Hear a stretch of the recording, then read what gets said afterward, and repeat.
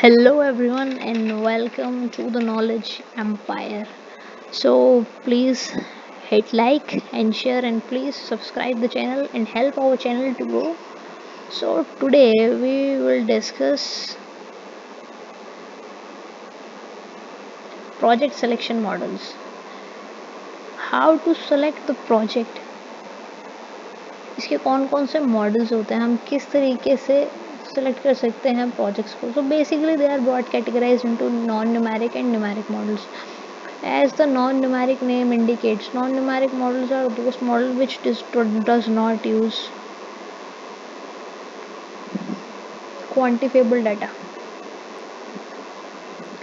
Quantifiable data हमेशा होता है न्यूमेरिक फॉर्म के अंदर, जिसमें हम स्टैटिस्टिकल टूल्स या मैथमेटिकल मॉडल्स या साइंटिफिक अप्रोचेस यूज़ कर सकते हैं. बट नॉन न्यूमेरिक मॉडल्स नहीं करते हैं quantifiable data use. They are qualitative models. वही न्यूमेरिक मॉडल्स आर वो मॉडल्स होते हैं जो न्यूमेरिक मेथड्स यूज़ करते हैं. न्यूमेरिक मेथड्स को यूज़ करते हैं प्रोजेक्ट एनालाइज करने के लिए, या प्रोजेक्ट की प्रॉफिटेबिलिटी या प्रोजेक्ट की ग्रोथ को एनालाइज करने के लिए न्यूमेरिक मेथड्स को यूज़ करते हैं. These models are known as the numeric models and these methods are known as the non numeric models.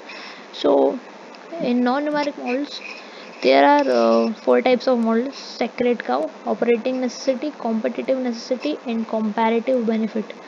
Whereas in numeric models there's payback period method, average rate of return, net present value and profitability. These all are the methods of finance. हम finance में use करते हैं investment decisions के लिए इन methods को. ये वही same methods होते हैं. सो हम वन बाय वन डिस्कस करते हैं. सबसे पहले देखते हैं सेक्रेड काउ. सेक्रेड काउ का मतलब है strongly recommended by senior personal. एक चीज़ हमें याद रखना है कि सेक्रेड काउ हमेशा स्मॉल ऑर्गेनाइजेशंस में प्रेफर्ड होती है, बिकॉज इन लार्ज ऑर्गेनाइजेशन आप एक सीनियर पर्सनल के अकॉर्डिंग कोई भी प्रोजेक्ट को सेलेक्ट नहीं कर सकते हैं.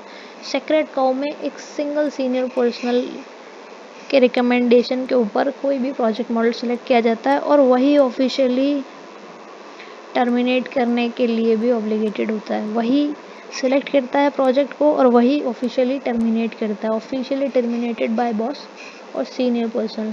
सो this will be preferred by small organization only, जहाँ पर बहुत ज़्यादा डिसेंट्रलाइजेशन नहीं है अथॉरिटीज़ का, एक सिंगल सेंट्रलाइज अथॉरिटी है. तो सेक्रेट का वहाँ पर हम यूज़ कर सकते हैं. नेक्स्ट हमारे पास आ जाता है ऑपरेटिंग नेसेसिटी. नेसेसिटी अब देख रहे हैं, नेसेसिटी का मतलब है यहाँ पर ज़्यादा हम एनालाइज कर ही नहीं सकते चीज़ें, क्योंकि यहाँ पर बात हो रही है नेसेसिटी की, ज़रूरत की. तो under which a formal evaluation is not required और कैन नॉट बी परफॉर्म्ड. या तो रिक्वायर्ड ही नहीं है, या फिर ऐसे सर्कमस्टांसेस हैं कि हम परफॉर्म ही नहीं कर सकते. It is a situation where project is necessary to operate. Example ले लेते हैं, लाइक कोई ऑर्गेनाइजेशन है, कोई ऑर्गेनाइजेशन है ABC, वो कहीं पर ऑपरेट करती है और वहाँ पर कोई नेचुरल डिज़ास्टर आ जाए. कोई नेचुरल डिज़ास्टर है या कुछ ऐसा है जो सारी फॉर्म को ही इम्पैक्ट कर रहा है.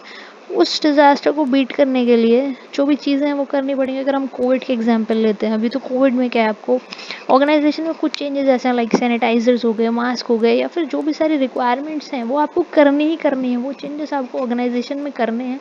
This are the operating necessity. You can't say that कि हमें फॉर्मल एवेल्युएशन की ज़रूरत है कि हमारी फॉर्म को इसकी नीड है कि नहीं. नीड की आपको आप परफॉर्म कर ही नहीं सकते, because that is on necessity. You have to operate it. And next we come to the competitive necessity. Competitive necessity का मतलब है कि आप किसी फॉर्म में, मैं एग्जांपल देके समझा, आप किसी फॉर्म में, लाइक आपकी कोई फॉर्म है, XYZ फॉर्म है, और आपकी उसी इंडस्ट्री में एक ABC फॉर्म है. ABC फॉर्म की टेक्नोलॉजी जो है आपसे ज़्यादा एडवांस्ड है, और जो कंज्यूमर्स हैं वो इस फॉर्म की तरफ अट्रैक्ट हो रहे हैं. आपकी अट्रैक्ट नहीं हो रहा है आपकी तरफ, क्योंकि आपकी टेक्नोलॉजी ओल्ड है. तो दैट इज़ कॉम्पिटिटिव नेसेसिटी.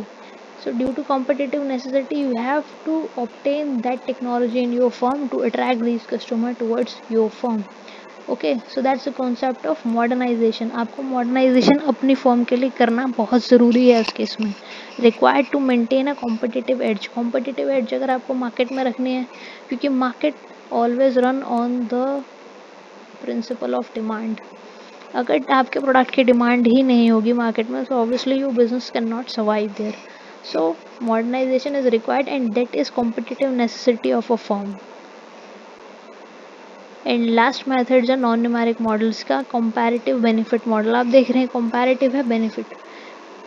जब आपके पास बहुत सारे प्रोजेक्ट्स हैं, मान लीजिए आपके पास ABC 3 मेथड्स हैं, 3 प्रोजेक्ट्स हैं, so you have to analyse कि इनमें से कौन सा आपको कंपैरेटिव बेनिफिट दे रहा है एज पर your competitors.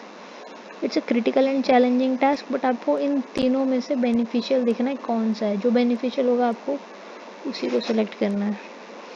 So that is the comparative benefit model. Comparative benefit का मतलब आपको अपने कंपैटिटर से बेनिफिशियल प्राइस पे, बेनिफिशियल कॉस्ट पे उस चीज़ को प्रोड्यूस करना है, परफॉर्म करना है, एक्सेप्ट करना है, या जो भी प्रपोजल है उस तरीके से करना है. And now will move on to the numeric models. So numeric models में सबसे पहला हमारा pay back period method. Pay back period methods simple आपको डिस्क्राइब कर रहा है कि आपकी जो इन्वेस्टमेंट है किसी भी प्रोजेक्ट के अंदर, वो कितने पीरियड में आपको उसका रिटर्न ऑन इन्वेस्टमेंट प्रोवाइड कर रही है, कितना जल्दी आपको उसका रिटर्न ऑन इन्वेस्टमेंट मिल रहा है. दैट्स अ पे बैक पीरियड मेथड. सो इसको आप सिंपली इनिशियल आउटफ्लो और एनुअल कैश इनफ्लो, कि आपका इनिशियली कैश जो है आउट ऑर्गेनाइजेशन कितना जा रहा है और एक्चुअल कैश इनफ्लो, आपका कैश इनफ्लो कितना आ रहा है, इन दोनों के बेसिस पे हम निकालेंगे तो ये आपको हो जाएगा पे बैक पीरियड मेथड. अगर आपका ये सिग्निफिकेंट आती है फिगर इसको निकालने के बाद, then the project is profitable and the firm will accept that project. Otherwise the firm will rethink it if they have to invest in that plan और नॉट. नेक्स्ट मेथड है हमारा numeric में accounting rate of return, which is highly use in financing projects. इसमें क्या accounting rate of return और average rate of return दोनों में हम कुछ भी कह सकते हैं. तो उसमें EBIT बेसिकली होता है अर्निंग बिफोर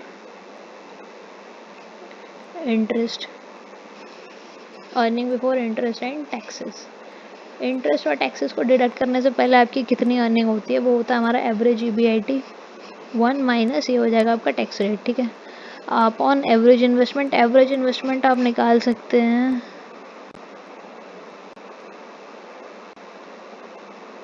एवरेज इन्वेस्टमेंट को आप कैसे निकाल सकते हैं, सेल्वेज वैल्यू अपॉन 2. आई यहाँ पर हो जाएगा इनिशियल इन्वेस्टमेंट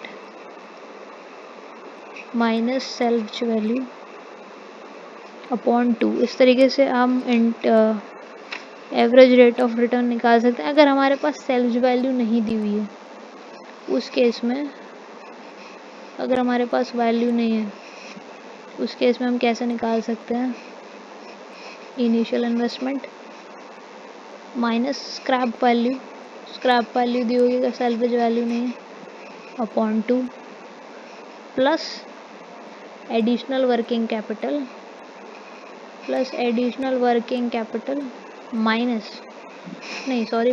स्क्रैप वैल्यू को यहाँ पे प्लस कर देंगे. So you can use this method as well. अगर हमारे पास नहीं दिया हुआ तो हम ये method initial investment minus scrap value upon 2 plus additional working capital plus scrap value कर सकते हैं. इसके बाद हमारे पास जो नेक्स्ट मॉडल आता है वो आता है हमारा net present value. Present value हम कैसे निकालते हैं, 1/1 plus R N, where R is the rate of interest rate कितना है हमारे पास, and N is equal to ये जो एन है ये हमारा आ जाता है number of years. When cash inflows are equal, जब हमारे पास कैश इनफ्लोज इक्वल होते हैं तो हम यूज़ करते हैं नेट प्रेजेंट वैल्यू के लिए फॉर्मूला. और अगर हमारे कैश इनफ्लोज अनइक्वल होते हैं, हमारे कैश इनफ्लोज होते हैं तो ये यूज़ करते हैं. अदरवाइज हम ये फॉर्मूला यूज़ करते हैं present value of cash CI is for cash inflows और CO is equal to outflows. So this formula can be utilized to find out the net present value. If you cannot imply this formula, then other formulas can be implied. And last numeric method जो हमारे पास आता है वो हमारा होता है profitability index का. Profitability index में हम प्रेजेंट वैल्यू निकालते हैं, उसके बाद जो हमारे इनफ्लोज होते हैं उनके percent values of cash inflows upon percent values of cash outflows.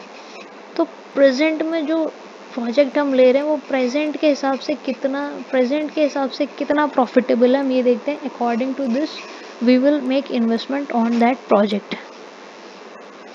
और अगर हमारे पास ये अवेलेबल नहीं है कैश इनफ्लोज और आउटफ्लोज, तो हम यूज़ करते हैं net percent values upon outflows. अगर इनफ्लोज हमारे पास अवेलेबल नहीं है तो इनफ्लोज की जगह हम नेट परसेंट वैल्यू यूज़ करते हैं।